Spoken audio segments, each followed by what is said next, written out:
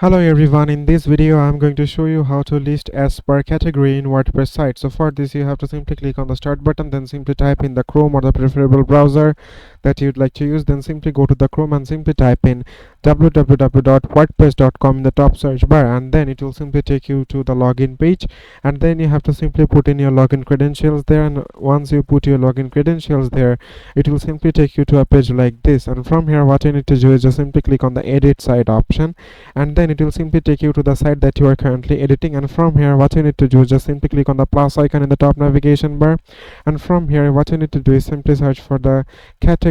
From here, let's say we're searching for category, and here you can see that we have already got the option of categories list. So simply put it and place it where you would like to do, and here you can see I have already got the category list here, and you can just simply edit it accordingly. So after that you have to just simply click on the save icon here in the top navigation bar, and it will simply add the categories list in your WordPress site. So it is as simple as that, guys. Thank you very much for watching this video.